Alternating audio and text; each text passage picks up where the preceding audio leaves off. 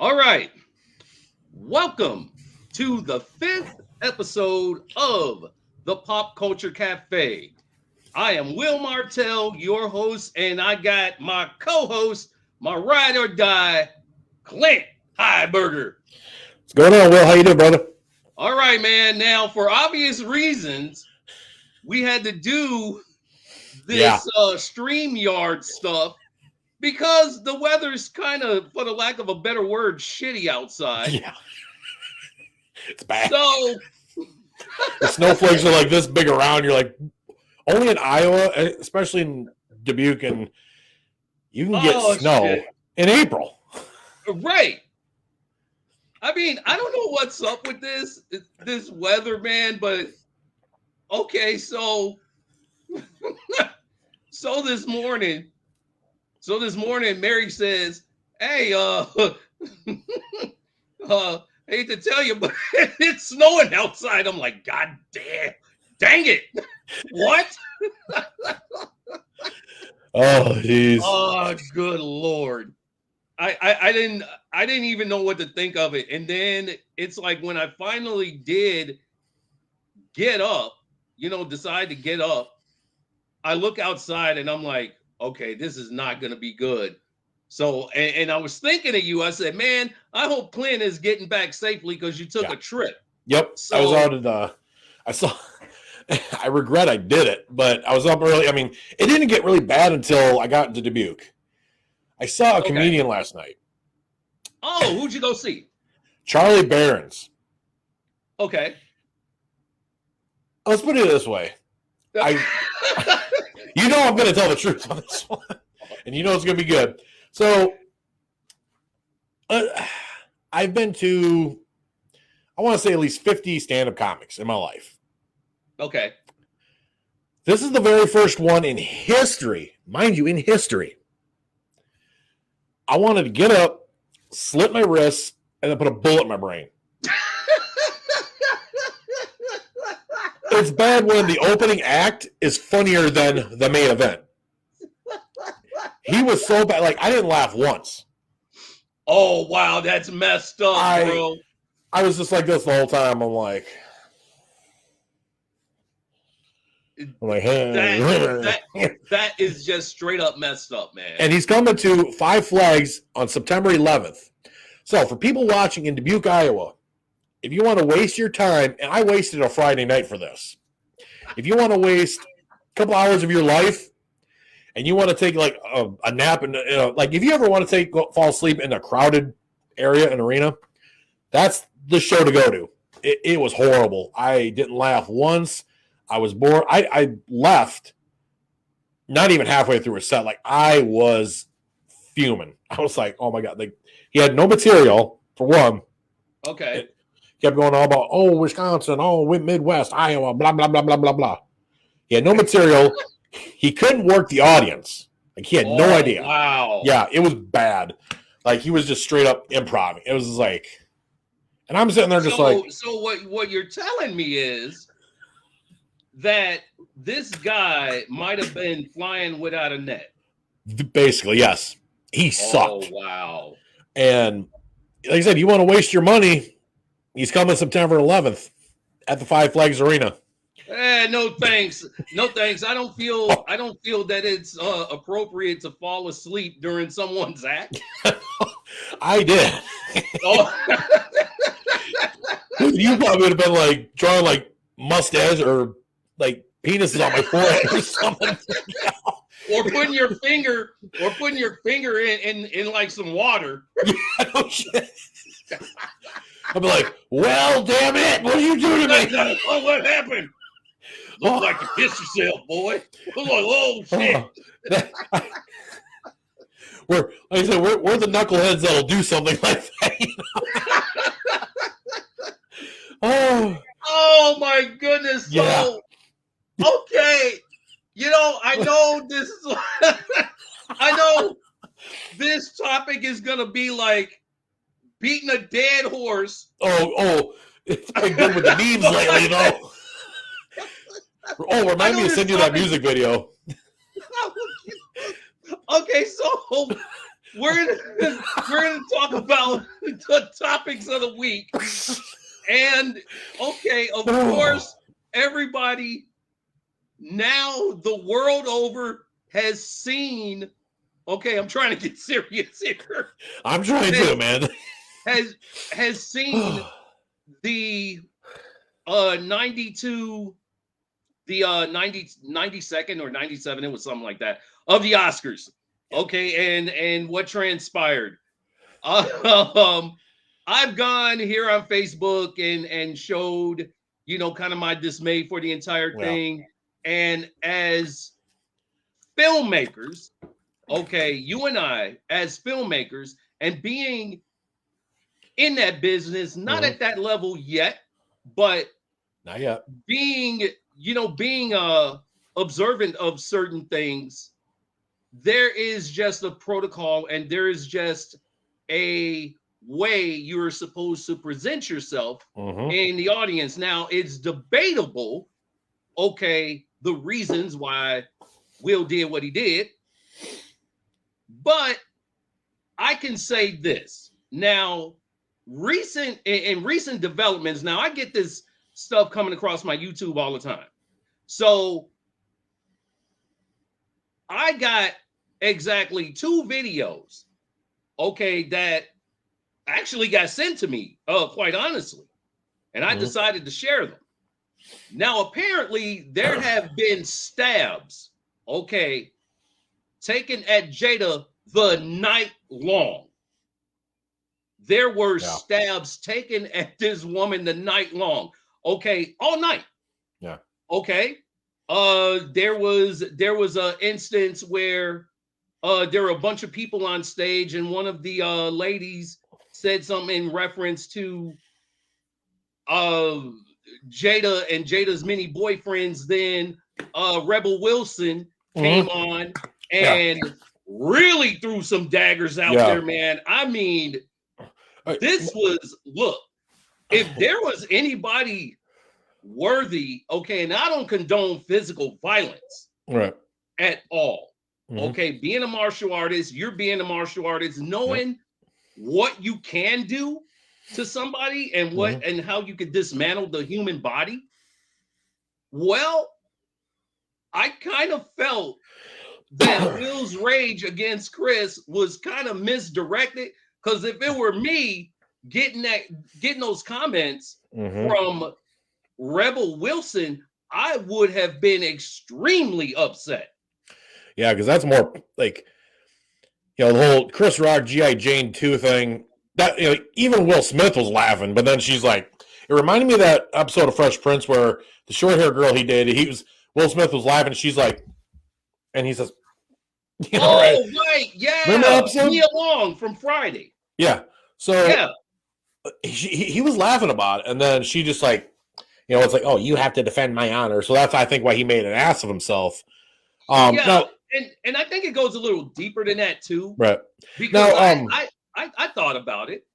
Now, like, not interrupt you or anything, but now, can you explain like the whole, like, who did she like? Because I don't really follow the whole Will Smith and Jada thing. I really don't. Me neither. Who did she sleep with on him? There was something that came out last year. It was her red table talk that she has, right? Okay, all right. But she actually went live, had Will come in the room, and she basically aired out all of the dirty laundry.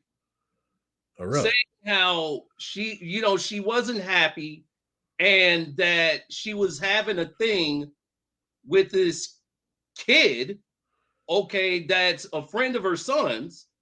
Really? August. Okay, wow. I never even heard of the guy, but but she came out and aired all that dirty laundry out. So Mr. Will Smith has been like the butt of all the jokes. Yeah. I mean, ever since then. I mean, and his manhood, okay, I think was being severely attacked. Yep. Okay. Now that joke that Chris made was kind of, to me, the topping on the cake for that entire night. Mm-hmm. and just the slightest thing, Set him off. kind of set him off. But in my opinion, I think he was laughing about it. That was my whole thing. Yeah, that's my thing. But then it's like, I think Jada was like, you have to defend my honor, blah, blah, blah, blah, blah. It's like, you were good in Demon Knight and Fish Mooney in Gotham, but yeah. Oh, and I want to say Poetic Justice, but I think I'm wrong on that. No, you're thinking of Set It Off. No, not Set It Off. What was the one she was in Tupac with? That was Janet Jackson. Actually, she was friends with Tupac. Yeah, she was friends with Tupac. Honestly, she's still in love with a dead man. Right. I'm gonna just throw it out there. She is. Because they were supposedly just friends, but yeah, supposedly just friends, but she, I'm pretty sure that, from what I've seen on Instagram and things like that. Okay. It was the anniversary. This is what actually made me think about it. Mm-hmm. It was the anniversary of Tupac's death. So all these pictures kept coming up. Oh, really? And she was the one that were posting all these pictures of her and him and how much she misses him. And that makes sense. She wishes he was around. And I'm like, okay. There's more to the story than. Yeah. I said, okay. Will really needs to kind of stand on that because that's very disrespectful. Exactly. That's just like you and your girlfriend and stuff. You're having, this great relationship, and then all of a sudden, you see pictures of her and some other dude. Yeah. Popping up, and she's saying how much she misses him, and things like that. What do you think that does to a dude? I mean, if the roles were reversed. Yeah. I've actually had a scenario like that with a friend of mine. He's like, dude, I got this issue. I'm like, what? He's like, I'm dating this chick. She's awesome, but she still has pictures of her ex up. And then one night, like, I think like maybe a month and a half passed or whatever. And they, he's like, they're drinking, and I don't consume that. Right. Absolutely. She's got pictures of her ex-boyfriend up, and then she looks at me and goes, "Oh, yeah, that's very disrespectful," he thinks. And I'm like, and I'm caught in the middle. I'm like, what the fuck? Like, I want to stay out of everybody's business. I do not like. Absolutely. I don't like it. But then she's like, well, what do you think? You're his friend. And I looked at her. I said, it's very disrespectful. It's very distasteful. It's like, honestly, I'm surprised he's even still dating you. And then I was the asshole friend, and like he's a fucking dickhead. Blah, blah, blah. Like I've been called worse, come on. Well, okay. It is disrespectful, Yeah, it's very disrespectful. That's just like, I look at it like this. Once something is over, it's over. Yeah. So you are not to keep pictures and keep pictures on your Facebook profile or anything like that of anybody that was someone you were intimate with and it ended. Why do you still have that up? You shouldn't. You shouldn't be reposting that stuff. Exactly. I dated a girl that had pictures of her, like even New Year's Eve kissing dudes. It's like, why the fuck are you keeping that up? Yeah, it's like I was like, take that shit down. I'm out. That's just I'm done with it. Not to sound petty or nothing, but it's just disrespectful to the guy you're dating. Me. It's not. It's not petty, especially when you're like the guy or the woman that's involved with someone. Exactly. And these pictures are going up, and you're just like, what? Yeah. Where's the respect for me? Exactly. And like in Will Smith's case, it's like, they can say, oh, well, Tupac's gone, or there's nothing between him and Jade or whatever. It's like, sorry, if there's nothing going on between her and Tupac, if they were just friends, like, the movie, All Eyes on Me. Okay. Oh, right. Right. Yeah. Maybe I should review that one because I didn't get a chance to watch a movie this week because I've been, busy with doing an outline for one of the scripts I'm writing. And absolutely. I messaged you about it how many different times? Probably drove you nuts. You're like, man, Clint, you need help. It's fine because we're developing stuff. I mean, we're getting this. Yeah.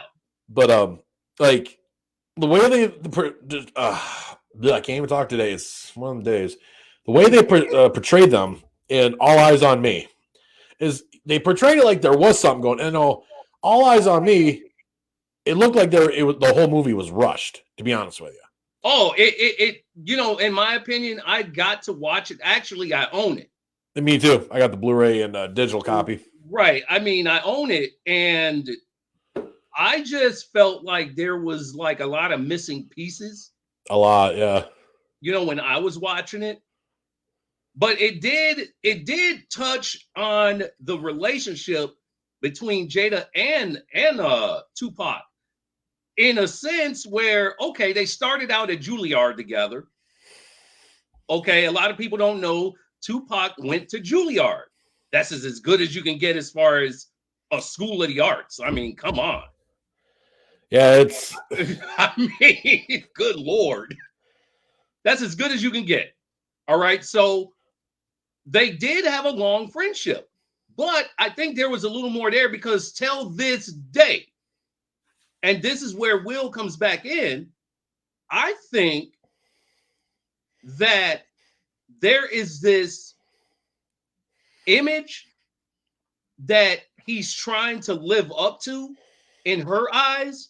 And I think basically it wasn't what Chris Rock said. It was more of this image that he's trying to live up to, and he's competing with a ghost. Right. That's just my opinion.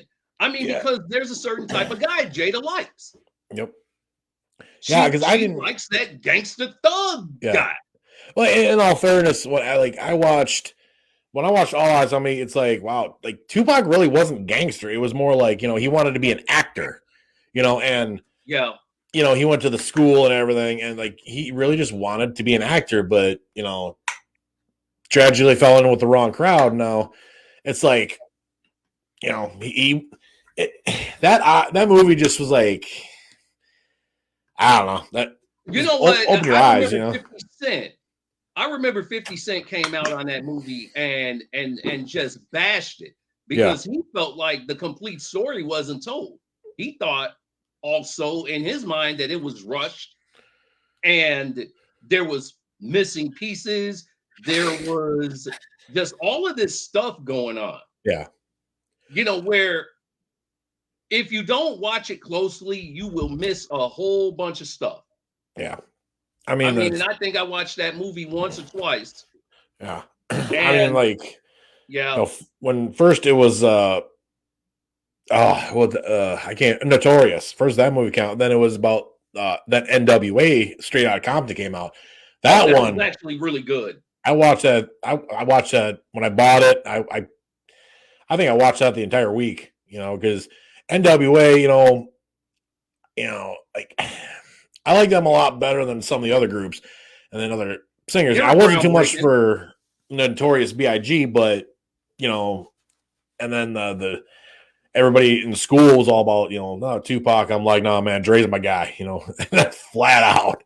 Well, but I don't know. The whole Will Smith thing is.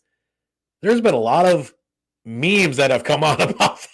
Oh, you know what? There's like 1 million memes out there about it, and like I said, remind me to send you the music video. Oh, okay. Will Smith smacked the shit out of him. Well, here's how I look at it. I think what Will did was wrong.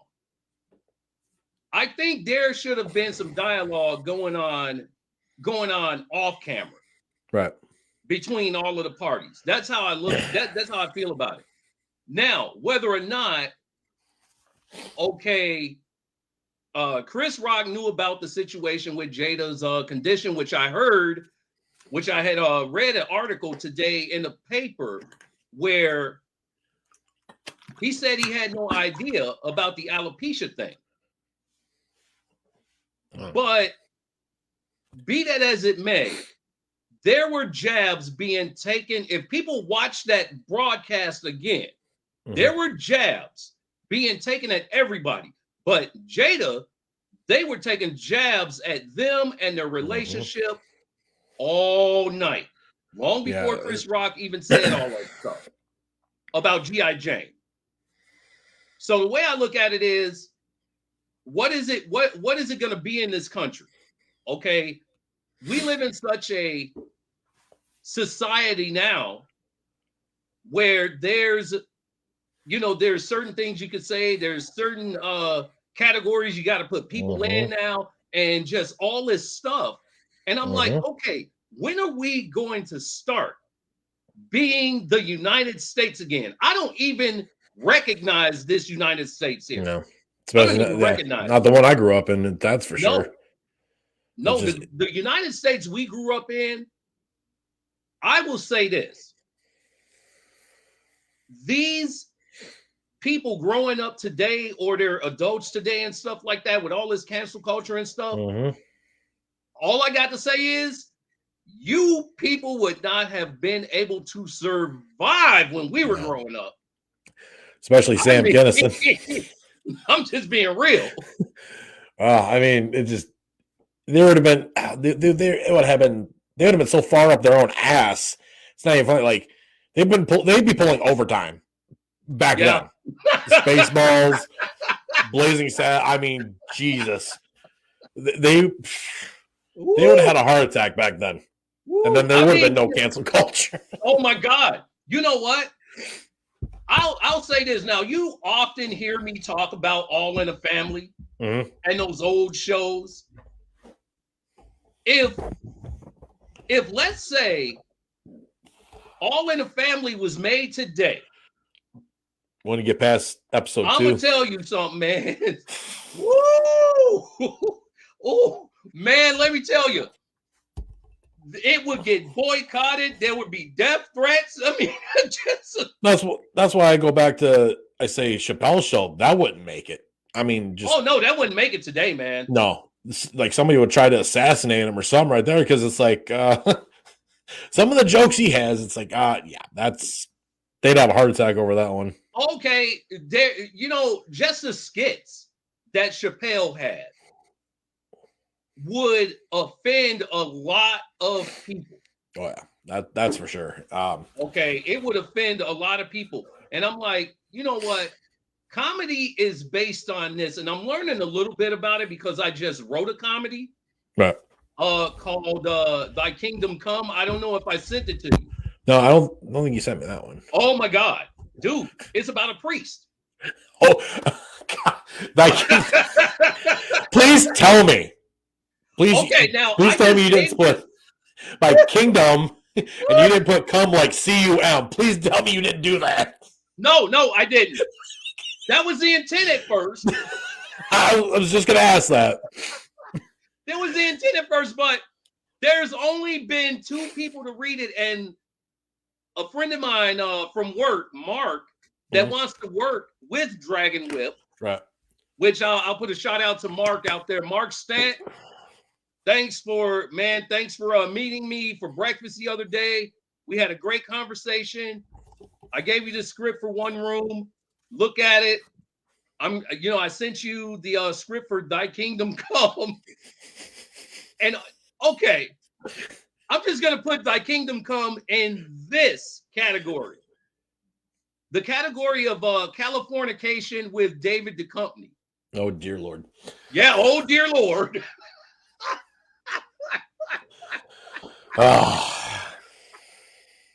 Woo! On that note. Yeah, when I send it to you, you're gonna be like, how do you come up with this stuff? Yeah, speaking of script, I found the outline for I wrote it. I started writing it. I was getting ideas, and it's kind of like, all right, doing this and doing that. Okay. It's called The Lost Family, and it's basically a spinoff of Blind Faith, and like what happened afterwards and this and that. And I completely forgot I even started writing it. I was like, I was looking around. I was like, what the? I'm like, holy shit! I remember. Like, man. Okay, so explain to the people that are watching. Okay, because they seen the teaser. Yeah, the teaser trailer is dropped. Still looking for cast members. I don't know if you got a hold of that one dude we were talking about. Oh yeah. I got to email him back for the record executive. Was it? Yes. Okay. And he's experienced, and it's like, let's get him on the team. Let's get him on board. Absolutely. but I'll explain the origin story of Blind Faith. So everybody that's watched the teaser trailer, basically, if anybody's ever heard of the story about Robert Johnson, the guitar player from the 1920s, supposedly, and there's a documentary about him, you can find anything about Robert Johnson. And it was weird because after I wrote the script, all this stuff started coming out about him. I'm like, holy shit, He got on his knees at the crossroads and got on his knees, handed his guitar to the devil, and the devil tuned it, handed it back, and said, hey, you take this guitar back, your soul's mine for eternity. And he took the guitar, and to this day, everybody's like, he was one of the greatest guitar players that ever lived. And you listen to his songs like Hellhound on My Trail, the Me and the Devil Blues, The Cross. I mean, oh, right. Yeah, I heard a bunch of those songs, and I'm like, okay, this is some eerie stuff. Yeah, it is. It's like, you don't take it seriously because it's 1920s blues, but then you listen to the words and lyrics, it's like, especially Hellhound on My Trail, like that, even Eric Clapton, I watched an interview with him about Robert. Eric's like, because he covered Me and the Devil Blues, he's like, he has got the greatest sound in the world. And this is a guy Eric Clapton, who said Prince is like the greatest guitar player, which he is, the GOAT. But Eric Clapton flat out said, he's like, when we covered Me and the Devil Blues, he's like, I have no explanation for it, but feels like something comes over us and just we can't be stopped when we play it. It is just on key, Right. It was Bonnie Raitt. Even the Rolling Stones, Keith Richards, he's like, you think you have a handle on playing the blues? And of course, he has a cigarette in his mouth.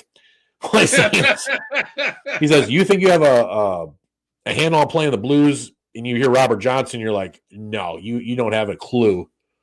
And that's like, because his fingers were like longer than most people's. Yeah. And he just, he was doing stuff his mentor couldn't even do. So I took that story and I basically made it Blind Faith, and it's updated to 2022. And it's basically Tammy's going to be, not only after she meets the devil, she which Will Martell is cast for the devil part, that's already taken. But that she goes through this journey, and then she realizes what she did, and she's not only fighting for her life but her very soul. And you get to see that journey when Blind Faith comes out. And okay, so kind of like Anakin Skywalker after he chops off Mace Windu's hand and he gets sent out the window in Revenge of the Sith. Yes. Anakin goes, oh, what have I done? Yeah. And I see that. And like, unlike the Robert Johnson story, when Tammy meets the devil, she doesn't realize she's doing it, and she just like, and that's the thing you're going to find. She's going to go through this journey, and you're going to see her go through this. And it's basically a story of how far would you go for everything you ever desired. And that's how it explains in the trailer, the teaser. Yeah. Yep. And the goal is to get that filmed. Which reminds me, I'm going to get a hold of Caleb tonight. The part of the drug dealer's already been cast, so slowly, baby steps. We're casting. We're ready to do this. Right. Absolutely. Weather gets nice. It's on. I was actually going to go to one of the churches today or possibly next week, try to get a location for because originally when I shot Blind Faith, I had the church all set up for and we did that for Emily, but we all know the story then. But I was going to go to the same church, and I got his email still, but I was going to be like, hey, it's been quite a few years since we've talked, and he's still the pastor down there. So is he? Okay. Yeah. So I don't think he should have any problems with it. But in today's world, you just don't know. And that's the biggest thing, because like I said, it's in today's society, in today's world, the world has changed since 2016 to now. Everything's changed. So he could be like, fuck you, Clint, flat out, and just, I mean, it could happen. That's why I'm like, I'm taking little baby minor steps here with this whole process. But I think it, I honestly think it's, and plus two, they're going to get credited anyway. It's going to be, I think, because I really believe in this story of blind faith. Like, I literally almost drove myself nuts trying to find out everything I could find out about Robert Johnson. I tried to find out where he was born. I tried to find out who his parents were. I tried to find out his shoe size. I mean, I literally tried everything to get everything I could find out about Robert Johnson. If it would have put me in a mental institution, it probably would have, because I was like, I bought the remember the old fashioned back in the 80s, 90s, the little cardboard cassette tapes there. Right. Yeah, okay, yeah. I have that of Robert Johnson. I got his whole collection. Oh, dude, could you burn some for me? I can try. I can do my best. Actually, hold on real quick. Entertain the people real quick. Okay. All right, peeps. So, to wrap up the whole Will and Jada thing, did I think it was wrong? Yes. Do I think that actions should be taken on both parts so they can resolve this situation? Yes, I do. All right, end of that story. All right, so to really tell you the truth about it, Clint and I have been planning this thing for a while, and I got the script. We were at, where were we? We were at Bam Books. Bam Books. Yep, this is the collection right here. Oh, sweet. Yeah. Yes. I saw this at CDs for Change, and I was like, I can't remember. I think he said like $30. I was like, how much is that? He's like 30 something. I'm like, I'm taking it. Yeah. And it's got this here. Yeah. I mean, just. That is freaking awesome. Yeah. And I mean, the old school cassette tapes. Yeah. I mean, I saw this and I'm like, I'm buying it. Like, there was no ifs, ands, or buts. And the really messed up part was that when I wrote Blind Faith, and I think I might have, I think it was like maybe a couple weeks later, I found that. Okay. Like, well, it was. Look at that. It's a sign, Yeah, it's a sign. And yeah, I think he'd be pleased, And, yeah, well, I had fun. Actually shooting that intro. Yeah, it was a blast. Yeah. The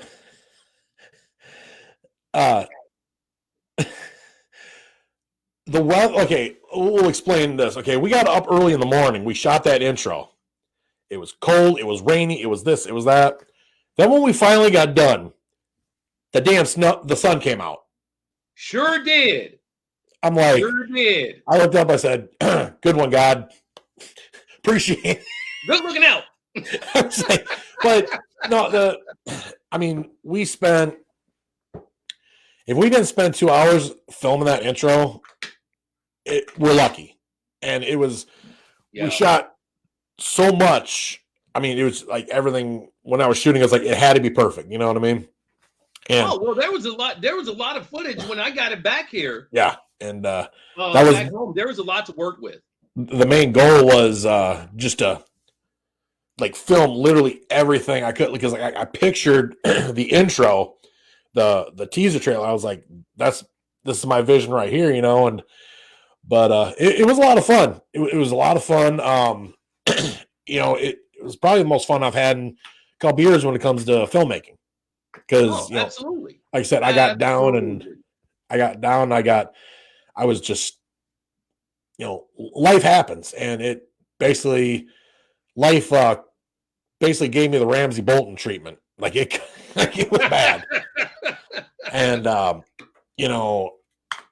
and then as I explained to you, some things happened. And then when we finally got pushing to film this, it was like the greatest feeling ever. It was like now I feel alive, but like I told you, like I've told you many times, when I think I just had told Mary about this last night, but she was actually looking at me edit the other episode we shot last week.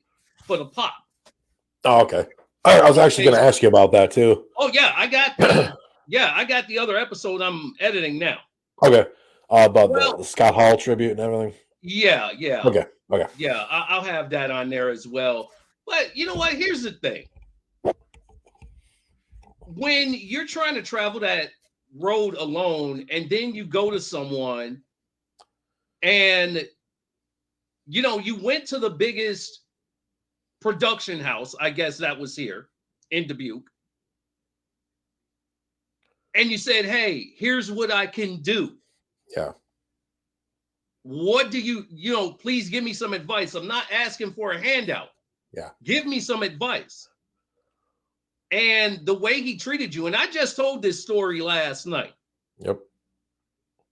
And okay, by the way, since I'm on that subject, here we go. All right, so after I explained to Mary, about this gentleman, she's like, oh, my son works with him. And I said, oh, really? She's like, yeah. So she said, oh, type in the trailers because he's got 2 out there. So I go and I'm watching and I'm thinking in my mind the entire time. And like I said, I'm not going to knock anybody's work. I'm going to uplift them. Yeah. Okay. I thought the special effects for a horror movie was overly done. Yeah. But visually, I dug it. Right. Okay. Visually, I dug it. Then there was another one. I didn't quite get where that story was going because, see, me, I'm story driven. We're story driven. We talk about story all the time. If you don't have a great story, you're not going to interest me. No. You're going to lose me. Yeah. Okay. There was and this is all going to this general rule that I've always had. And before I mention this, shouts out to one of my greatest opponents in pro wrestling at the time that I was in it, Willie the Bomb freaking Richardson. You are the man. You are a great man. And Willie, who's a legend in Chicago. Right. We were in the ring and we had these group of students, right? So we were telling them how to properly get the crowd involved when you first get in the ring. So he said, and this was the greatest piece of advice. He said, if you don't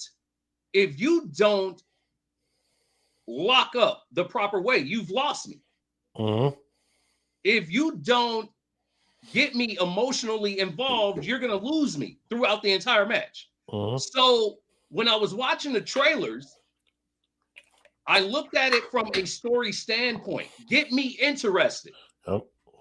Get me to say, man, that's exciting. I want to see it. Yeah. It just didn't do it for me. No. So visually, great stuff. But as far as story-wise, and I'm a horror movie fan. Yeah. I'm a fan. I love horror movies. It just didn't do it for me. But be that as it may, you went over to the biggest production house that's here. Yeah. And you asked for help and you didn't get it and you were kind of treated badly. So that's when, fate or whatever it is, whatever you want to call it, got you at that gas station at the time that I was there. I don't know how it happened. I don't know how it happened, but that the universe was day, working I was gonna go home. That was it. The universe was working in a weird way that day, I think. I just, and that's why I was so pissed at that time before that, especially the meetings and everything, the Griffin back in the day, right? With those two. And it's like, who the fuck are you to laugh? Like, you're just a crew person. That's it. Like, you're a crew member. Why the fuck are you laughing at me? Because that was the first original intro, which I Right. I'm gonna find that. I'm gonna show you how I did it. But it's like, and people like that just, why, like if you have criticism and you want to laugh at somebody, don't laugh. Just be like, hey, you should have done this, blah, blah, blah, Right. But I mean, criticism is good, but when you straight out laugh at someone, yeah. Like, and I think that's not right. And it was not the, like, it was the high school. it was that. It's like, wow. It's like, go back to sophomore year and fucking do your thing. It just annoys the fuck out of me. And and I know it still hits a soft spot. Yeah. But here's the thing. When I don't know how many people have actually seen that teaser. Mm-hmm. But I can say this. I can say that I did my best to try to transfer everything you were telling me and everything we did that day visually on to the film. Right. I tried my best to do that. You did very good, and I was very, very happy with it. Especially what really sent the chill was the flames at the end, and then it said written, directed by, and then coming soon. I'm like, that is it. I'm like, that's the way to go. That's what we're doing. I showed a couple people, I'm like, did you see it? And they're like, no. And I popped it up, and so yeah, I was very impressed with it, very happy with it. I'm more than excited to get it in production, which it's going to be soon. And I know because somebody's got to be like, it's like the only thing I can see is like somebody being like, well, it does involve the devil, blah, blah, blah. I'm religious. And, it's like, take a shot, Now, like I said, with Emily, I can't prove that she was having nightmares because I can't be a microscope and like in Rick and Morty and go through her brain. Right. But it was frustrating because we filmed part of the bingo scene and we filmed a few other things, especially the church scene with Pastor Crawford. And it was just, it was heartbreaking and it pissed me off. And I got everybody together. And I was originally going to be like Dana White and be like, hey, come here, explain to everybody. But no, I was a man about it. I was like, fuck that. As I stood up, I'm like, okay, they don't want to do the film no more. I don't know why those two don't want to do it, but she's having nightmares supposedly, whatever. And then I canned it. And so I started writing more and more. And then I filmed the Dirty Three, or the scene for the Dirty Three. Right. And I handed that, and it was about a year I filmed it. And I was like playing with it, just dicking around with it. Nothing. So I go to, and I see an advertisement, An Evening with Kevin Smith, one of my filmmaking freaking idols. Somebody like, I'll put it this way. I know he smokes pot, but he'd be the only person I would smoke pot with.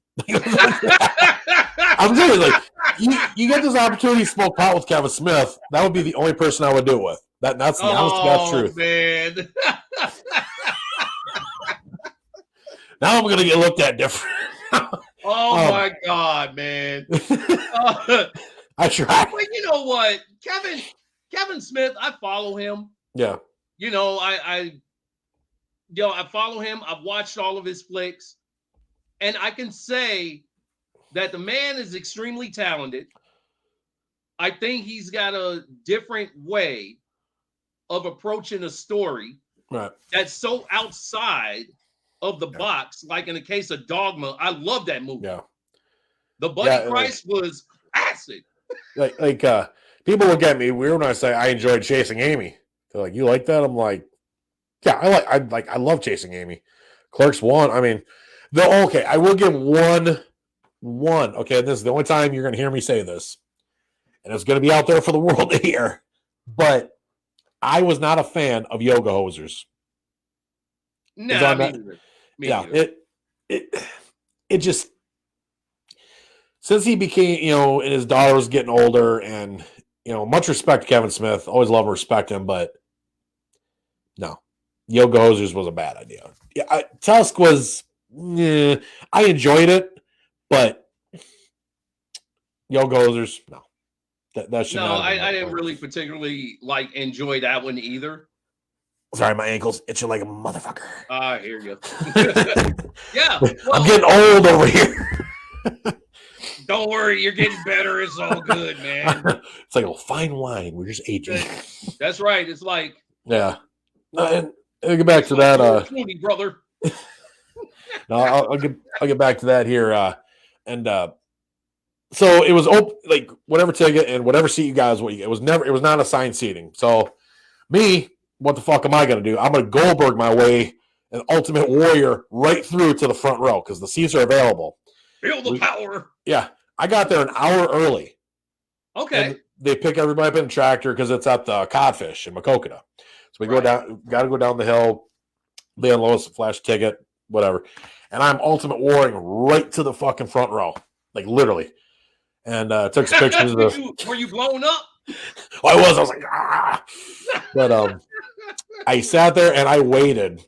And then the guy came out. He's like, for your entertainment from New Jersey, Red Bank, New Jersey, Kevin Smith. And I'm like, yes. I'm like, I'm not worthy. I was doing the whole Wayne's World thing, but so the question part came around. He got talking, and then he says, "Any questions?" And then somebody asked him about his heart attack, whatever, and then I get up. Oh, right. Okay. Yeah. Okay. And then I got up. I had the film in my hand, like I was ready. I'm like, my heart's racing. I'm like, fuck, this is my idol right in front of me, and I got this DVD in my hand. Shit. So. And I had my hand up, and he points at me, and I'm like, okay. I was like, so I was nervous as fuck.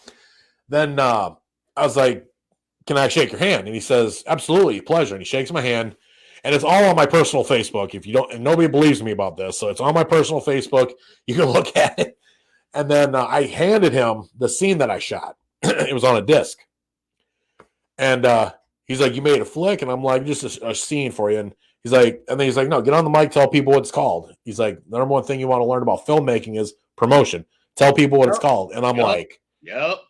And I'm just like, oh man. You want to get people interested. And Kevin Smith has given like me advice on it. And I'm like this is literally like a dream to me. Like, holy, like seriously? He's giving me advice. And then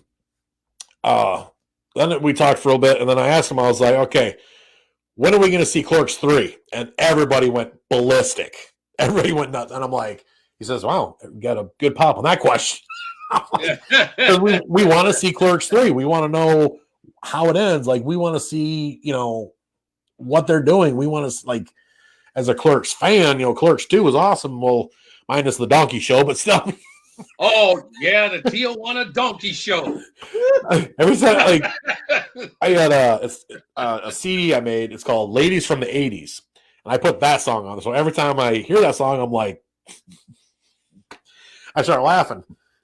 I'd be like, "What's going on?" I'm like, "You never seen Clerks 2? You ain't gonna get it, flat out." Oh, okay. But no, it was probably one of my favorite experiences. And one of my favorite people I met. Some people I met, are I'm still friends with, and this and that. Certain somebody, certain somebody who's watching. One of my favorite people in the world. But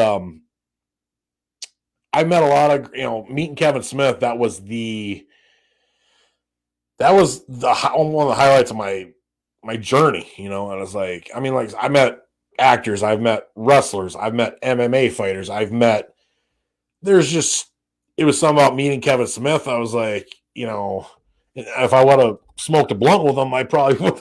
I'd be like, hey man, I'm not kidding too. I can't quite picture that, but okay. If I would have smoked with Kevin Smith that day, I'd have been like, man, I can't really take a picture of it, but I can. I'll try to. I'll be like,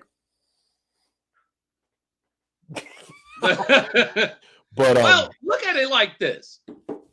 There was a reason why you were at that show. Yeah. There was a reason why Kevin Smith gave you some advice. I mean, come on, man. I mean, this is one of the biggest personalities like ever. Yep. And he gave you a small piece of advice, but it is huge. Yeah. Because and I you learned took that information and you processed it, and now it's gotten you to where you are now. And you're about to make that vision that you had for this movie, Blind Faith, a reality. And here's a suggestion. After this movie is done, after it's all finished, edited, prettied up, all of that, send it to him with a letter saying thank you. Yeah, because he has the Jay and Silent Bob secret stash in New Jersey. And I speaking of that, when we're talking about the film strips, I found it just the other day too. Okay. From his store, and I think I will. Yeah, and just be like, hey, thank you. You know. Send him a letter. Send him a copy of the movie. And tell him. Like, even if he doesn't remember, start off with that clip. He should remember somehow, because he kept making the comments of so many cornfields. Because you gotta realize the Codfish is a barn, right? Like they had John C. Reilly there. I mean, I want to say Counting Crows was there. I mean, they have like these other people. Like that was one because I was trying to see, because my one friend Ryan, he goes out there. He went there all the time, pretty much. And I was like, see if they get Bob Saget. Because you know me, I've always wanted to see Bob, and I did too. Bob. And unfortunately, I'll forever. And I wanted to actually, when I found out he was here in Dubuque, he was going to appear here in Dubuque, I was trying to find out how much tickets were so I can buy a couple. Because front row, right here. Saget, man, Bob Saget was great. Yeah, but his stuff after Full House, I remember the one line that he said. The one line that he said in the first ever stand-up that I had ever seen him in, he said something on the lines of Eddie Murphy when Eddie Murphy did Delirious. He said, well, if you motherfuckers were expecting to come out here to see Danny Tanner, you son of a bitches are in for a surprise. I'll say, oh man. Yeah. Oh geez. I was like, if he would have, geez. You know, the John Stamos 8x10. Oh, I can listen to that all day long and not get tired of it. That was the most raunchiest stuff I've ever heard, man. Okay. Anybody watching this, if you get a chance or you come across it later, if you've never heard John Stamos, the 8x10, look it up on YouTube. And you'll be like, Clint, you're a fucking asshole. No, you know what? That was so wrong on it was so many levels. That was so wrong. It was just, yeah. Oh man, I got tears in my eyes right now. The only thing I can say is that video. I'm listening to it. I'm listening to his delivery, and then you had to throw in Dave Coulier. Poor Dave Coulier. Poor Joey. I said, you know what? Imagine the stories. Yeah. That Bob had about the three of them. Yeah.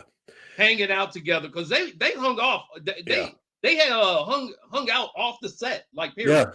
Even like John Stamos said, he's like, I'm not ready to bury Bob. I don't want to lose him. He's like, that's my brother. You know, I don't want to lose him.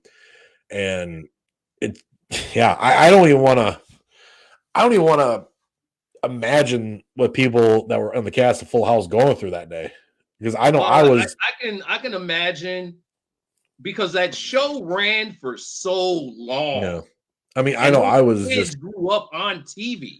Yeah, I'll admit I was in tears, because I was like, man, Bob Saget, like, I was a month away from meeting him at the casino, and I'm just like, it was wrong. And it was just, it was real tough. Like 2022, somebody at work even said, they're like, I think the universe is out to get you. And I'm like, I think so too.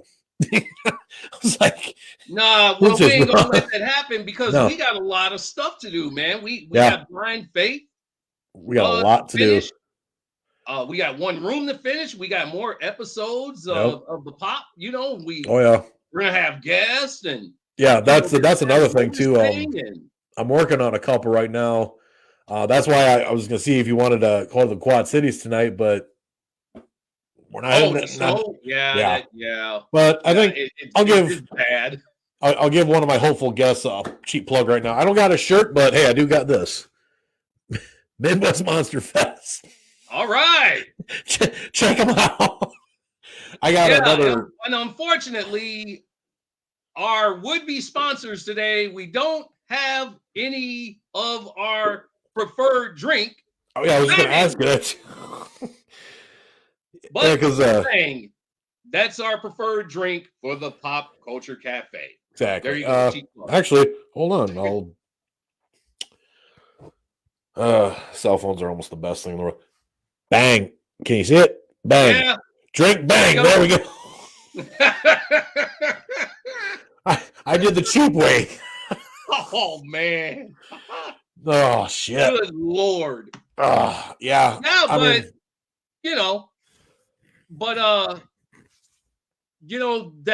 that story, man, I never get tired of hearing it because it's almost mirroring Sylvester Stallone's story. Right. How nobody cared about him, Yeah. And he was already in the industry, right? But he had bit parts. He was always playing the gangbanger, He was always playing, these tough guy roles and stuff like that. So I think it was after that last. You know what I'm laughing. What was that? Oh, you're thinking about the Italian Stallion? When you said he was a gangbanger, I'm like, oh, he definitely was before he got banged. Wasn't he? That's what it was. He was involved in a gang. I'm like, I was like, oh man, I just like right away, I just chuckled. Oh, you know what, Sly? Okay, Sly struggled, man. He did. That's what we all do. We all struggle in the beginning, but it's like he's one of the greatest actors ever. Huh? He's one of the greatest actors ever. And Rocky Balboa, for God's sakes. I mean, you can't get none of a bigger character. No, I mean, and it's an iconic character. Yeah. That's why when he initially went to MGM, right, and said to them when he wrote Rocky V, because I got the script. Right. When he wrote Rocky V, he said, yeah, you know what? I'm going to kill off Rocky. And in the script, it says after he has the fight with Tommy Gunn, he goes to the stairs where he had often run up and down those stairs at the museum, and he was going to die.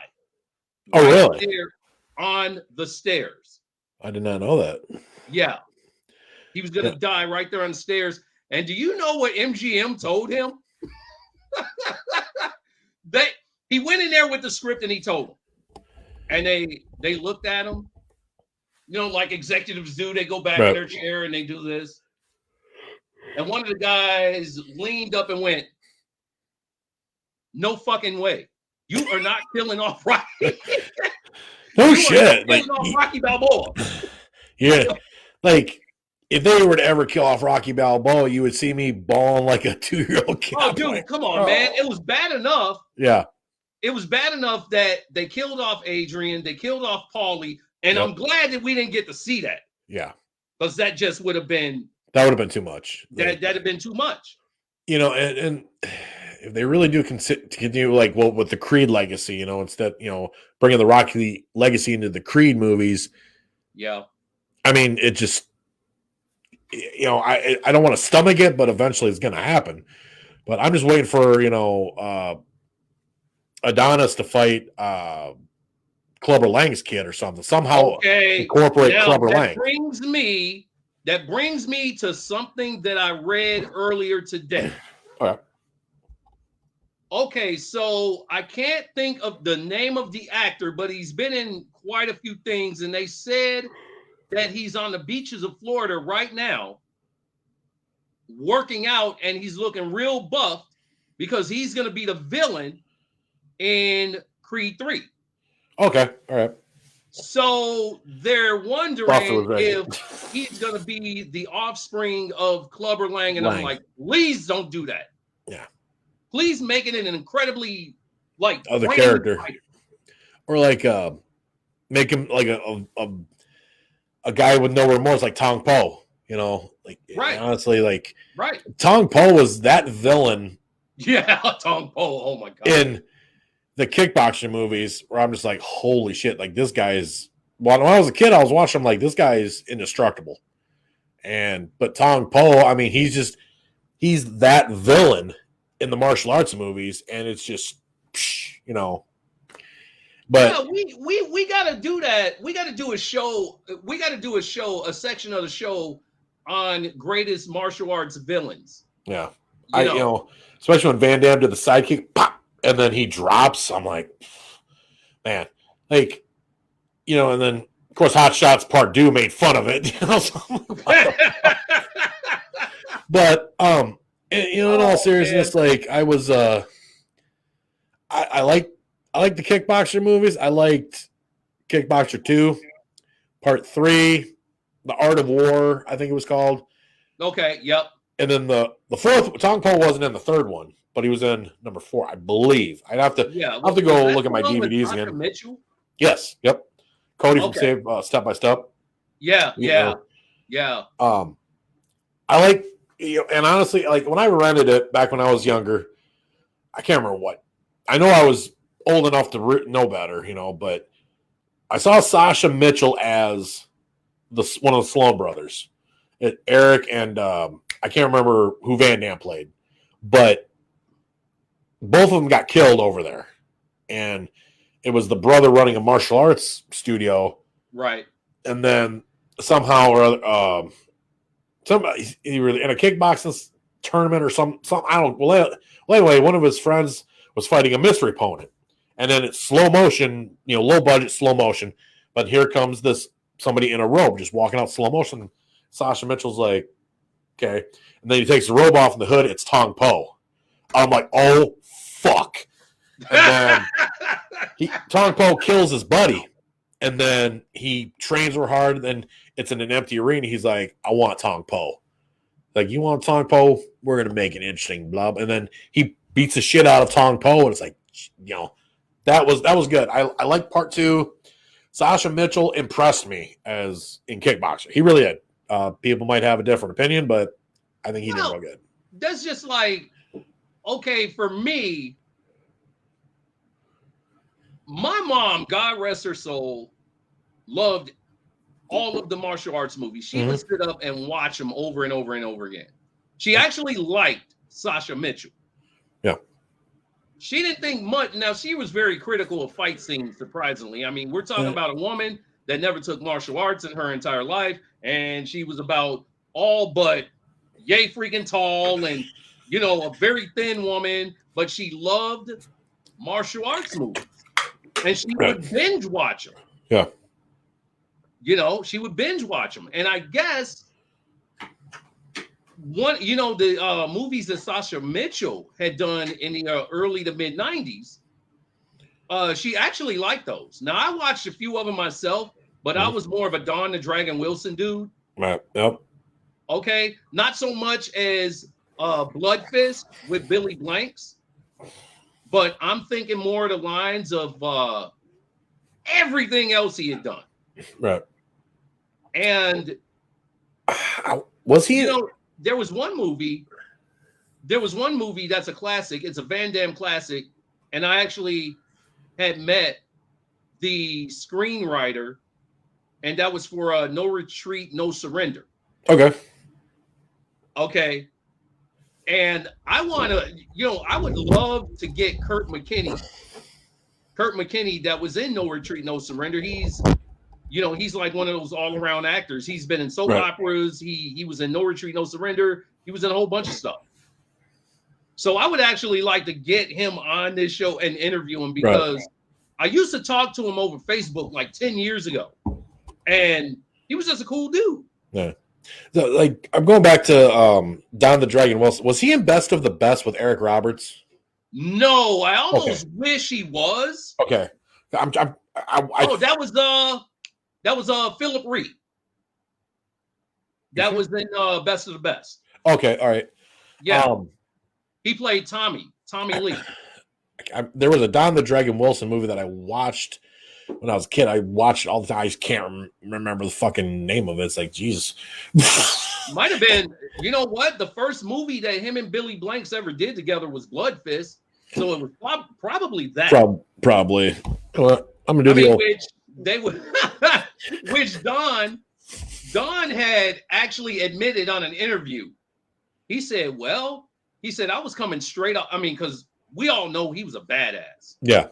I mean, he was a badass. He was the voice of the UFC there for a little bit too, since UFC 6. And he was a commentator for that. I was like, I mean, him, Jeff Blatnick, and Jeff Goldberg were that was, Rich Goins was, they had Michael Buffer at UFC 6, but up to UFC 5 was Rich Goins, but then he returned for the Ultimate 95. But like, it was Blood Fist. Yep. Yeah. Blood Fist. Okay, they interviewed Don the Dragon Wilson, and he said that there's a big difference between screen fighting and real fighting, and he had to learn the hard way which was which, because he was just coming off the kickboxing circuit, and he got in a movie, and there was all these things happening, and people were getting hurt, and stuff like that. So he said it took him a long time to learn Flash. What was flashy, what was work, what would be working and what wouldn't. Now, me being a fight choreographer, I can tell you right now, angles work. Nobody gets hurt, but it looks good. Everybody looks good. Right. I just pulled up his kickboxing record. 72 wins, 5 losses, 2 draws, and 3 no contests. That's right. This guy was legit. Yeah. Well, that's why he can be an authority. Yeah. On challenging a guy like Frank Dukes. Yeah. That the outrageous record of a guy like Frank Dukes. Right. And for those of you out there that are watching that don't know who Frank Dukes is, I'm going to educate you a little bit. Okay, so Frank Dukes was the template for Bloodsport. Yep. He was the guy that Bloodsport was based off of. Allegedly. Okay, let's just say that right now. The slow motion. Wow. Oh! Yeah, so in recent years, publications like the New York Post had come out and said that Frank Dukes was a fraud. Yeah. Okay. Now, does Frank Dukes probably have some ability as a fighter?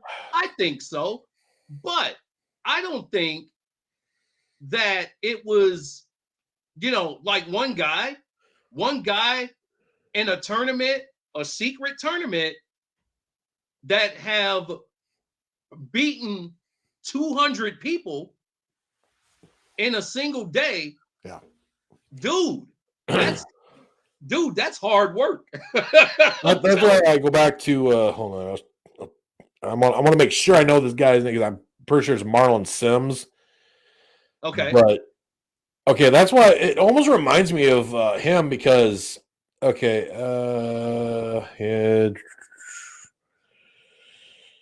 Team Pulver was Marlon Sims. If you never watched the Ultimate Fighter season 5, like I said, the Ultimate Fighter, which Team Pena, Team Nunez, I can't wait for that fucking season. I'm so pumped.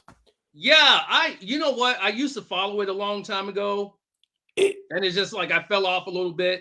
Well, the problem wasn't the fact that there was 2 seasons a year. There was 2 seasons a year along with UFC or the Ultimate Fighter Brazil, Ultimate Fighter Canada, Ultimate Fighter. I mean, there was like 3 or 4 going on, and you couldn't watch all of them, because you had to have a certain channel or whatever. Right, But, right. I go back to the Ultimate Fighter Season 5, Marlon Sims. It was Nate Diaz, there was Corey Hill, Gabe Rudiger, I can't remember who else, Manny Gambarian.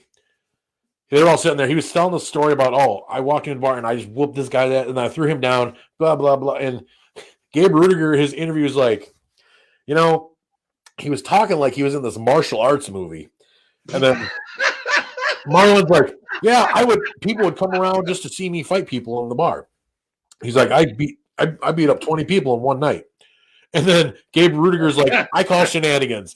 And Marlon Sims is like, yeah, you can do that. He's like, and then Brian Garrity, he's like, who the fuck are you, Van Damme or something? Yeah, I'll have to, if I find that particular scene, I'll try to send that. You gotta send me that clip, man. And Marlon Sims when he's like, I just won't tap out. I just won't tap out. Blah, blah, blah, he was given basically when the tough guy persona, like, okay, it's not, even Forrest Griffin and Stephen Bonner, they're like, when somebody talks that tough, they usually don't make it through the house. Somebody should have walked up to that cat and went, I see we've gone to the movies again. Yes. Well, I can't remember who beat him, but he was in the quarterfinals. It was Team Penn did not do good that year. It was Matt Wyman, Gray Maynard. They made it through. They made it past. Okay. Fuck. All I know, like Nate Diaz and Manny Gambarian, they made it to the finals, and it would have been. And like I said, I'm a Diaz brothers fan, all the way through, all the way. Like to me, I'll never bet against them, even if I know they're going to lose. Nate Diaz and Manny Gambarian, Manny Gambarian drops and it separates his shoulders and he taps. It's like, what would happen if that wouldn't have happened? Like who would have really got it? We'll go back to Marlon Sims. Marlon, he fights, I want to say Matt Wyman, I think. I can't remember. Well, he ends up getting choked. And they're like, Marlon, and then they call the fight. And he's just like this. And then they took his mouthpiece out and all. And it's like, he's legit. He said he didn't tap because he didn't. And that's why, like some of these fighters, like Minotauro Nogueira, when he fought Frank Mir, he was in a Kimura and his fucking arm popped. Oh, man. Okay. I cringed because Frank Mir looked like he bulked up for that fight. And when he grabbed, he hooked it and he, Minotauro, he's pretty, like Frank Mir described, he said he's Frankenstein. He can't, but, like after that, after like his arm was broke, but then he kind of went like that, kind of like, patted him on the ribs. I don't know if he was tapping or one, but the damage was already done. That's why it's like people like Marlon Sims claim they won over 300 street fights. It's like, dude, have you been drinking beers at the bar with Frank Dukes? Marlon, get the fuck out of this. Get the fuck out of the realm of MMA, dude. It's like, you know what, man? It's like when people boast and brag about how many fights they won and all of that stuff. Look, video don't lie. Somebody like Donna Dragon Wilson, he's a real deal. Yeah, he's a legit that fighter. man is the real deal. Anybody else that have been involved in fights such as Frank Dukes that claimed that in a tournament he beat over 200 people plus and all this stuff, there is no video to support this. There's not. I can't find it. I've searched for it, can't find it. It's kind of like this one belt maker, Dan McMahon. Okay. Yeah, I plugged him, whatever. The guy he hates Pakistani makers, whatever, for the championship belts because like, they're stealing artwork, blah, blah, blah, whatever. He's like, I teach MMA in New York here. And he's like, I've been in fighting one guy named Josh Hammer. He's like, yeah, he's like, I've seen your fights, blah, blah, blah. He's like, it's on YouTube. I looked every fucking where for the video. and there's nothing to prove Dan McMahon was ever like. I even tried Share Dog. It's like Dan McMahon. What like you were a fighter when? And he says, "Well, I teach MMA." No, you don't. I've tried. That's how. Like when we get to that, it's like I tried looking up everything I could about Dan McMahon. It's like he's not a fighter, and there's no schools where he teaches. So it's like somebody's full of shit. Right. You know, unless he's like a secret CIA government instructor or something, it's like you're not gonna like. Come on, dude. Like, just flat out say you probably got picked on and wedgied in high school and dunked in the toilet. Hey man, that secret tournament's getting kind of crowded, isn't it? Yeah. I'm telling you, it's getting kind of crowded down there in that secret place. Well, you know, we should make another honorable mention of a secret society tournament, which I'm going to look up season 2. Oh man! Yes, I am an MMA. Okay, so yeah. So the last thing I think we need to cover is Wrestlemania Weekend. For what it's worth. For what it's worth, yeah. For what it's worth. There's a young lady, Courtney Stevens, that actually said Happy Wrestlemania Weekend, and she was thinking we would go fly down there to do some coverage on it, and I said, if that were only possible. So like her and I messaged back and forth a little bit this morning, and I have a lot of love. I have a lot of love for Courtney still, and she knows. Oh yeah, Courtney's great. She's great. And you know, but yes. Shout out. Hey girl. Hey, I talked to her. She knows I'd take a bullet for her. She knows it. Absolutely. But flying to Texas. I got family that lives in Texas. Oh, right. Yeah, absolutely. So we'd be easy to be like, hey, let's crash at my cousin's place. He says, like my one cousin, Joe from Texas, says, oh, I got the best weed that comes from. I'm like, I didn't ask about weed, motherfucker. Like, he's an old hippie, okay? He had long hair. He cut it a couple years ago. Yes. Oh, my God. Yeah, he's like, we got some of the best marijuana down there. Talking about that? I'm like, dude, I never even asked you.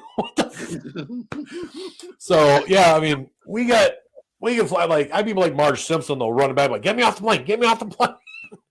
Oh my God, there's so much space between me and the ground. I'd be like, oh shit.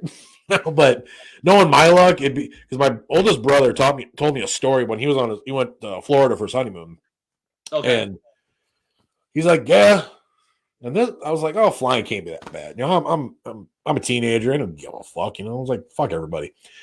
And he tells me, he's like, Clint, he's like, I'll tell you this right now. We're on our honeymoon. We're flying to Florida.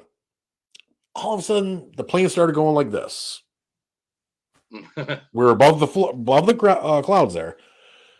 So then he's like, yeah, and then all of a sudden, we dropped how many fucking thousand feet? I'm like, what? He's like, oh yeah, we were like 40,000 feet in the air. And then it's like, how'd you not piss yourself? He's like, oh, we both thought we were gonna die. I'm like, and he's like, yeah, the nose just going weird. I'm like, dude, you're making flying sound really unsafe. And man, then the whole thing of 9/11 when that happened. It was like you go through an airport after 9/11. Okay, so you know the security measures that were happening. Yeah. So this was a couple weeks after the terrorist attacks. My neighbor had to go to, or I can't remember exactly where she was flying to. It was for family issues. There was I parked and put my car in park, unlocked, and she goes grab her stuff. There's a military guy standing right at me, going like this. Cell phone in one side, walkie-talkie on the next side. I'm like, what the fuck you plan on doing? Give me radiation poisoning? Oh, wow. I'm just like, you can't make this shit up. You can't. Like, this is a true story.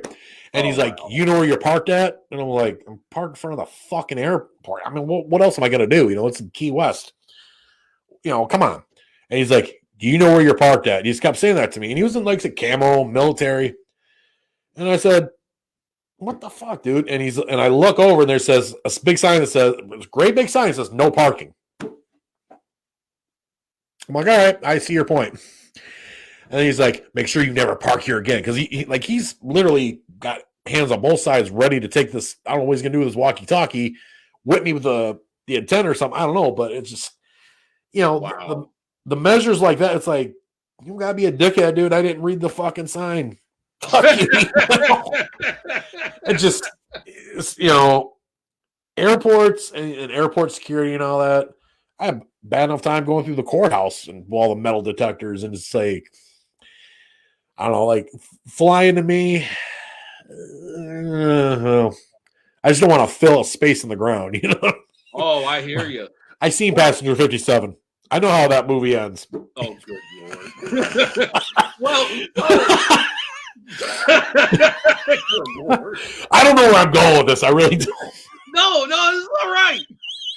But okay, to wrap this up, what are your thoughts on WrestleMania weekend? I told you this morning I was watching. I guess it was NXT. Yeah, I guess it was called NXT Stand and Deliver or something like that. I guess that's their WrestleMania. Yeah. Okay, so I got NBC Peacock. I decide that I'm gonna sit and watch it, for a little bit. There was a ladies' match on, but 3 minutes into the match, I was noticing that they were calling spots in the ring. Oh yeah. All right. I know what you're talking about. And I know people out there are like, hey, Will, shut the fuck up. You're giving away trade secrets of the business. I'm sorry. The damage has already been done. Vince did that shit a long time ago. Wrestling's I can't remember what Wrestling Secrets that were on. It was on Fox. They flat out. Oh, Wrestling's The Secrets of Pro Wrestling. Yeah. Watch if you can't find on YouTube. And right. Oh, absolutely. So they're in kayfabe the ring. Died, it just they're in the ring, man, and I literally hear them, and my television isn't even up loud. I hear them calling spots in the ring. I'm like, this is the reason why I do not watch this stuff. I watch the product. I'm not as religious as I was back then. Right. Monday Night Nitro, Raw. Well, the one thing, and I know people I'm gonna get some hate on this from the AEW fans. The reason that what really killed AEW for me wasn't like not only the fact that they were bringing in WWE talent. Right. Oh, we talked about that many times. Oh, too many times for like we can't even count how many times. But -1 is the son of Brody Lee. Right. I get they paid tribute to him, and I get they want to do something nice for him because of his dad, blah, blah, blah. Okay. They put him in this mask, call him -1. Okay. I'm going to see where they're going with this. There was this guy by the name of Marco Stunt comes in, and he's going on about the Dark Order, yada, yada, yada. And then here comes -1. And he's like, when I grow up, I'm going to be bigger than you, blah, blah, Oh, jeez. I'm like, okay, where's this going? You can see it fine on YouTube. Like, where the fuck? Like, where are they going with this? Like, I was just annoyed by it. And then they started brawling in the ring. Here comes Tony Khan, Cody Rhodes. And Cody Rhodes, he picks up Marco Stunt. He's laughing the whole time. I mean, it looked like, Mickey and Minnie Mouse were slapping over Donald's fortune or something. I'm not kidding. It was bad. I'll have to send that one to you, too, because your inbox is going to blow up with stuff from me. But I watched it, and the security guards came out, and I'm like, what the fuck are they doing? And then they finally get Marco Stunt out there, and then -1 comes out. I'm like what the I'm just confused, and I'm just irritated. And then all of a sudden, there's a security guard chasing -1 like a priest would. I made a joke like that, but the security guard is 30, or I mean, decent size, dude. -1 is how old? He's a kid. -1 stops, turns around, slaps the security guard. The security guard drops, and then goes after Margot Stunt. Oh, come on, man. That's I took the TV remote and I shut it off. I threw it on the couch, and I was like, I'm done for the night. Shit, I'm done with this shit for good. Yeah. Hey, that to me right there, it's like I get it. You want to do with kayfabe or whatever, but that is not the way to go. Like a big dude like a security guard take -1, and it's like what? Like serious? Unless -1 has like kryptonite or some Superman powers or something, he's not Van Damme. He's not going to knock down a heavy dude like that.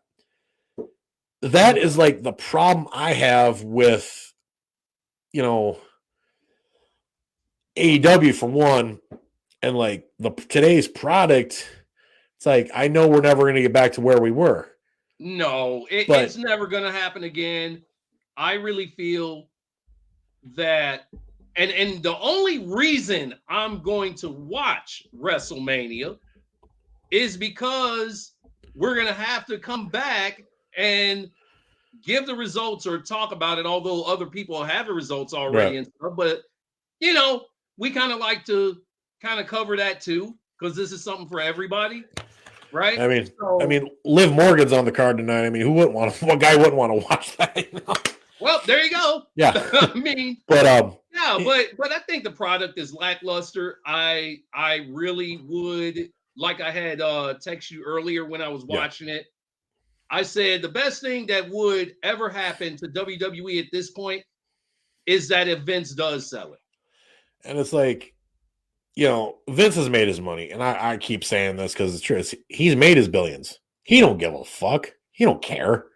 No. And it's like with, you know, AEW and this and that, it's like, that what drives me absolutely fucking insane is the fucking, and I told this to my one friend down in South Carolina, because he just went to an AEW show. The one thing that drives me absolutely fucking insane is the marks for not just AEW, but WWE. Oh, drives me nuts. Oh, you know what? I can't stand that, especially these smarks out here. Yeah. I can't stand them. Well, I mean, like, because it's like they'll try to tell you more about the business that you were involved in than I was never a pro wrestler, but I did backyard wrestling back when it was like the big thing back then. And oh yeah, I learned a lot of shit about it. But like, go back to the marks. AEW, there was a comment, and how I didn't fucking go crazy on this dude is beyond me. He's like, well, because somebody said that WWE took a fake walkout, because when Kevin Owens dressed up as Stone Cold and came out, people like, he's like, oh, he's correct. You know, he did steal that from AEW. You didn't realize DX was doing that with the Nation of Domination a long time ago. The NWA did it to the Horsemen. Then the Randy Orton and Edge did it with DX. Yeah. The Miz did it with The Rock. You fucking idiot. How could you think WWE stole from AEW? That's why I want to make a meme. And I think it's the perfect meme that says, remember the South Park episode with the little guy? He's like, yeah. Simpsons did it. I just want to be like, WWE did it. I'm serious. Like, the AEW, like, okay, if we can't all enjoy the product, why is it there? It's like, there you go. Why the fuck is it? Why, like, we can't enjoy the product? That's why when it comes to pro wrestling, if I catch it, I catch it. I don't make it a point to try to watch it. Like, I'm going to watch WrestleMania this weekend. It's not going to hurt my feelings if I miss something. Which, right. Like I said, the only reason why I may watch it is because we're going to have to put the results up. Yeah. For people that didn't see it. I mean, we could probably go live again tonight. I mean, yeah. I mean, why not? I got nothing else to do. We cover the Hall of Fame with the Undertaker, which to me is huge. Yeah. Because I remember, huh? I was going to say, like, the Undertaker. Well, for God's sakes, I'm not going to plug WWE because I might get sued, but Check that out. And I don't know if you can see the back of the shirt or not, but oh yeah. Okay. I'm not going to risk a lawsuit, but the Undertaker, to me, you know, character-wise, always be the top dog. He's always going to be number one. Oh, of course. And that's why it's like, I think it's funny when people argue like Hogan, Warrior, Austin. Nope. Like, you can make any argument every single day about what wrestler made the most impact. Undertaker. He went, I mean, my childhood years to my teenage years to my young adult years, now to my old age. He's done it all. And the Undertaker will always have a place in my heart for me because you know what? Whether you loved him or whether you hated him, he was the best character. And period. On that particular note, we're going to cover this probably, I think we're going to hold auditions like next week. Yeah, I think we talked about that, yeah. Yeah, so we'll have an episode up. So we'll be back, the following week and stuff to cover the WrestleMania results, although it might be a little late, but it won't be real late. Oh, like I said, man, if you ain't got nothing going on, and I don't know what you and Mary got planned, but I got no date. I got nothing except me and my Jergens, I got nothing going on tonight, dude. If you want to go live again, we can. I don't. Oh, absolutely. Yeah, it doesn't bother me. Yeah, I wanted to say that in closing and stuff, we have fun on this show. So if we tend to go a little long and stuff, it's because this is how we do it every single time. It's like every single time we're actually talking about different topics and things like that. And there was a suggestion made to me to do a show where we covered every single Batman, like who was the best, ranking them. Oh, okay. Ranking them from Keaton all the way up to this Robert Patterson. And it's I mean, you say like, we go on with the show or a subject or whatever. It's like these people, they haven't seen us out and about when we're together talking. I think we're one time at Bam Bookstore, we talked about pro wrestling for 2 hours? Yeah. One time we talked about I think we talked about Rob Zombie for a little over an hour and a half one time. I mean, it was just with the conversations that we've had, it's just people would be like, okay, what the fuck? Yeah, but you know what? But it's like this. Those things, man. Yeah. A lot of people may not look at them like they're extremely huge deals. Okay, but pro wrestling, I'll have a conversation about a while because I was involved in it. Yeah. So and I watched it since I was a kid. It's like it's hard not to. It's hard not to talk about it. Right.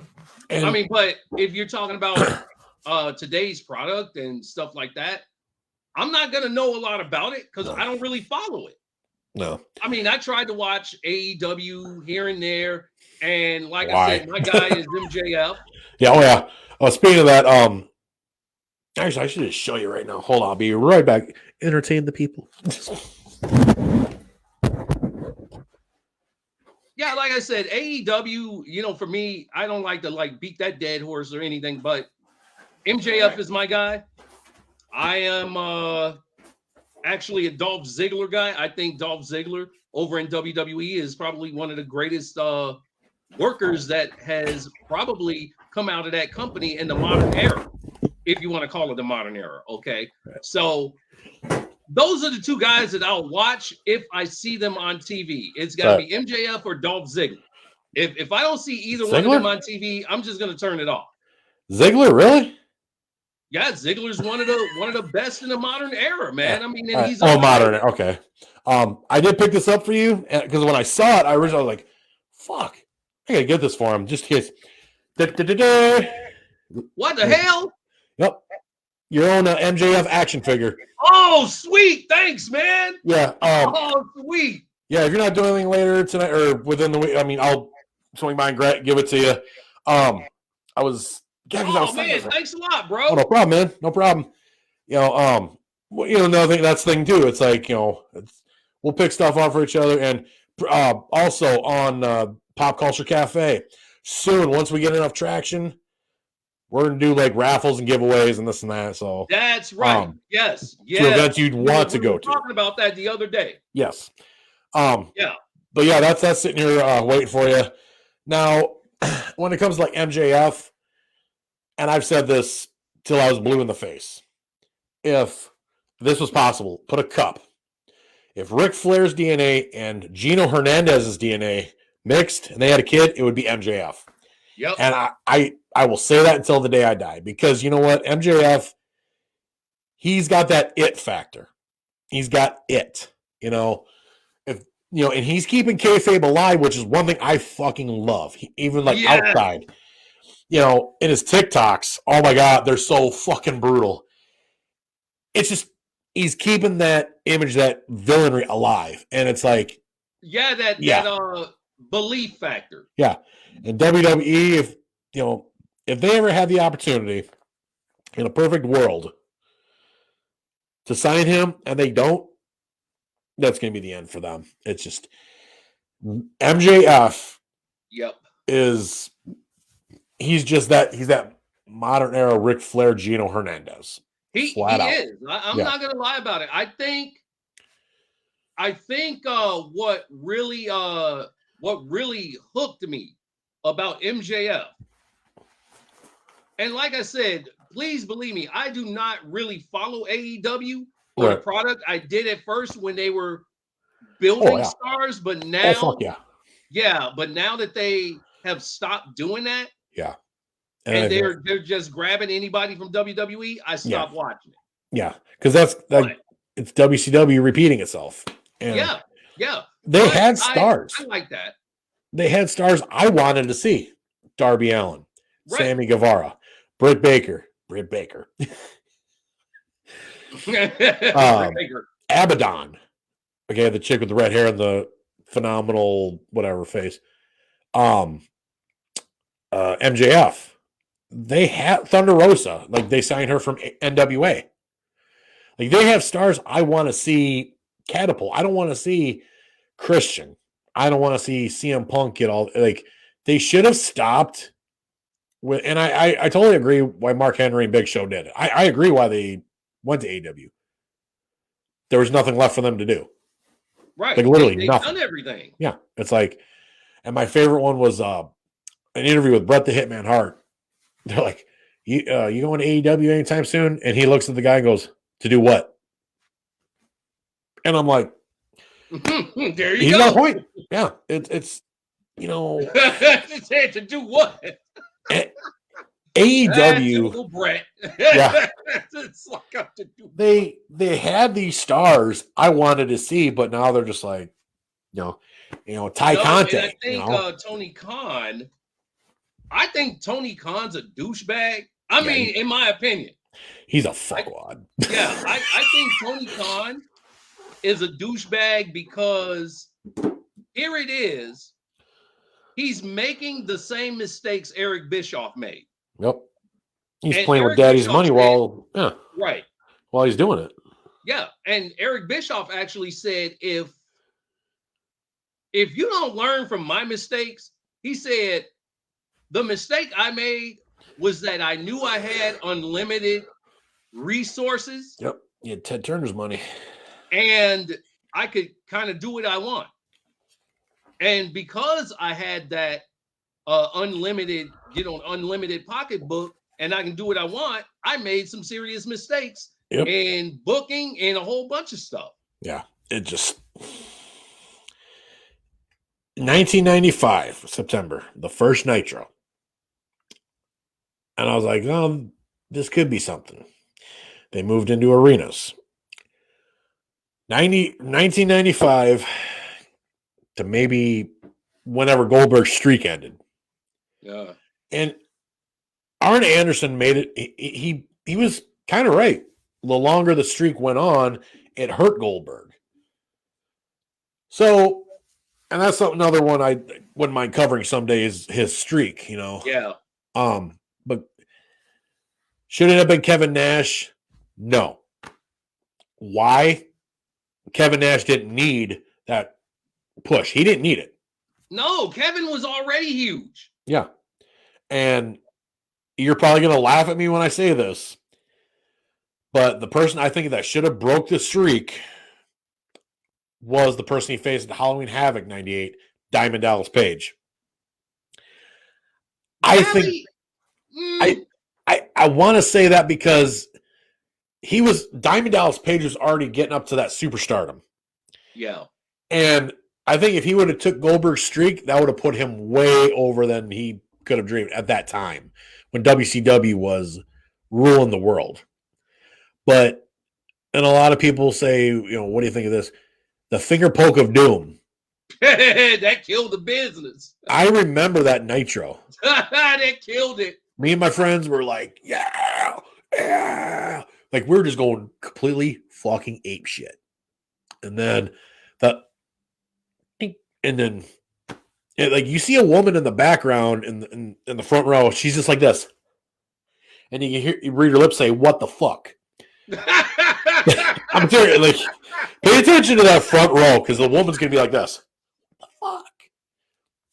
It's like I agree with you. I'll say this: I was at home.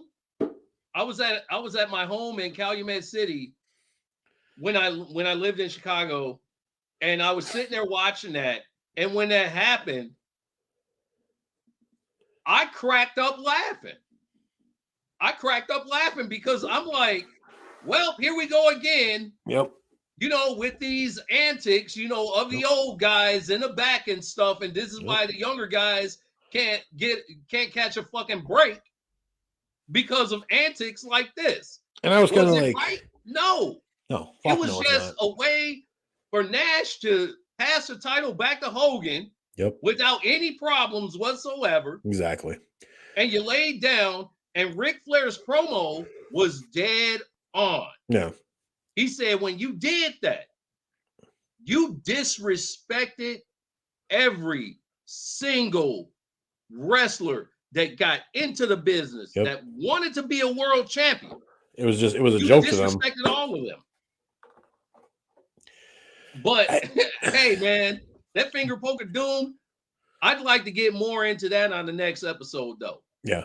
I know we'll plenty of time for that. And then, but if nothing else, like I know the WrestleMania Hall of Fame, I think it's I don't know, was it last night or last night? Yep. Last night, okay. Yeah, so next we'll cover that on the next episode and stuff like that. But yeah, if ain't nothing going on, man, go live again and do this again, man. Oh, for sure. I'm definitely down. I'll have no plans. I got no date. Right, man. I got no nothing. I'm all just yeah, so I guess we'll wrap this up because like I said, it's WrestleMania weekend for what that's worth. It's snow outside, so we're snowed in here in good old Dubuque.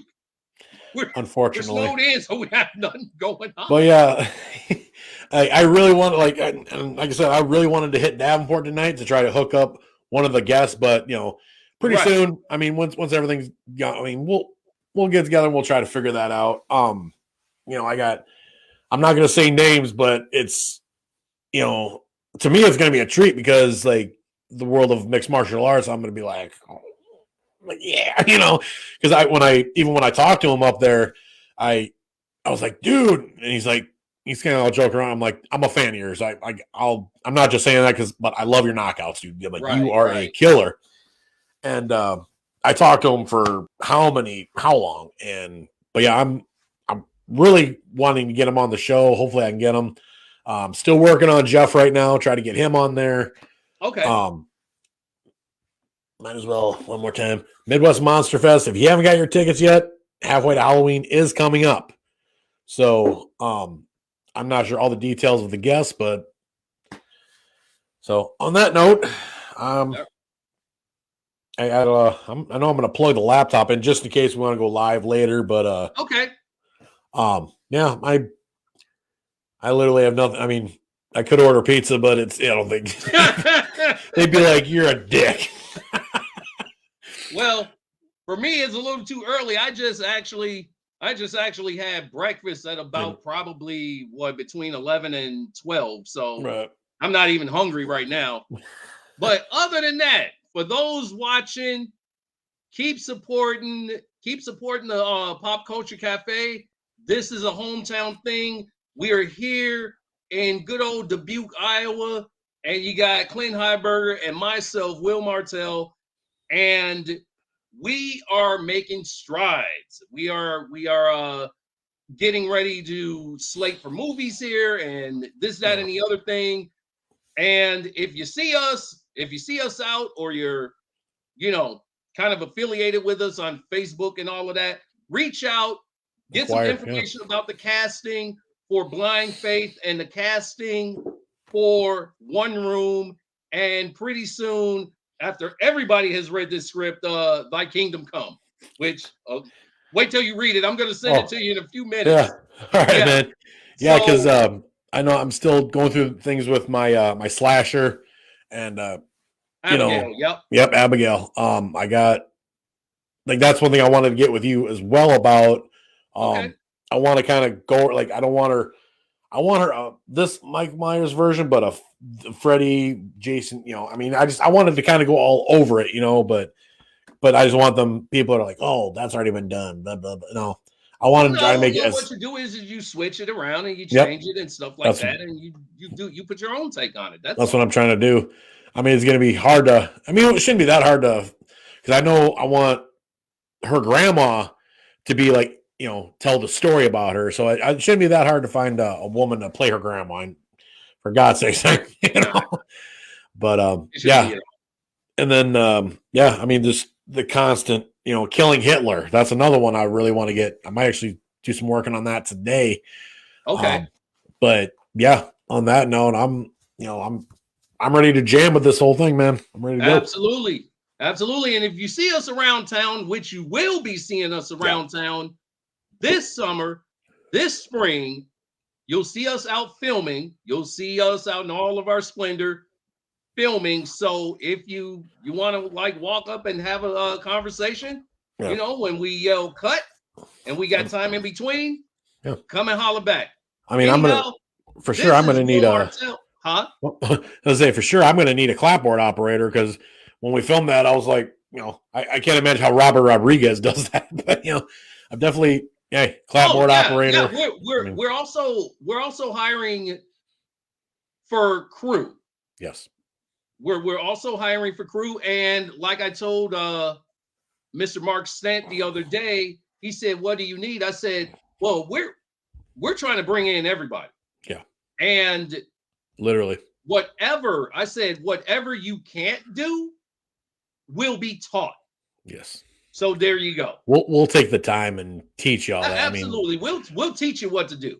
We're not going to be like certain people in Dubuque here where like, oh, I'm supposed you're going to do this and that's it. Or I'm the director. That's it. You're this, you're that. No, we're not power hungry like that. Trust me. I've been doing this shit too long.